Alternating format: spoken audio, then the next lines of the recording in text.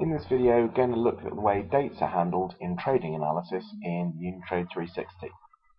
I've opened up a cube initially here. This is an 8-week cube, so this is looking at all different types of orders. It's looking at quotes, allocated orders, dispatches, as well as invoices and cash sales. Within the dimensions, you'll see there's a number of different dates that can be handled.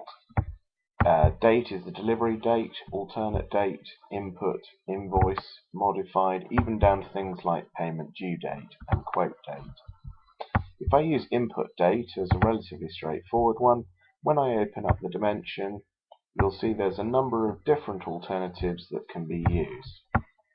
Those are all for the input date, but grouped either by week and day, month, week and day, month and week, or month and day. So if, for example, I'm interested in total months, but then splitting by the individual days of those months, I can drop it into the column area. That then gets split into April, June, whichever are the dates that the orders have been input in, and I can scroll across, and if I want to look at the December orders, I can open those up, and you can see the orders by the individual day of that month that they were actually put in. Alternatively, if I do things like week and day, I can drop that in. The weeks are given week numbers, and you'll notice a year is in there as well, so you can see when the 2013 weeks turn into the financial year 2014 weeks. Alternatively then, when we switch across the 2-year view, as I do here, because these are now just based on invoiced orders, we only have one particular date that we're working on, but that is split by a number of different ways. The two most sort of traditional views are either to split by year and quarter or by year and month.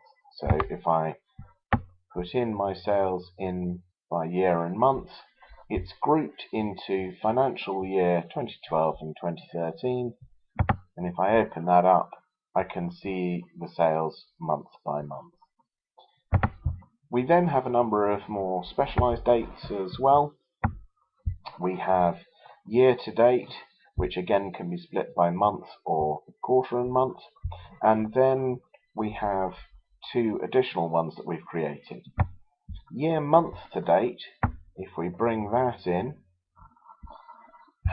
shows all of the sales up to the 16th of this month, so everything of the 16th of January compared to the 16th up to the 16th of January on previous years, so that we can compare January sales like by like. If you're looking at seasonal products, this can be very useful to see how they're doing on the equivalent months in previous years.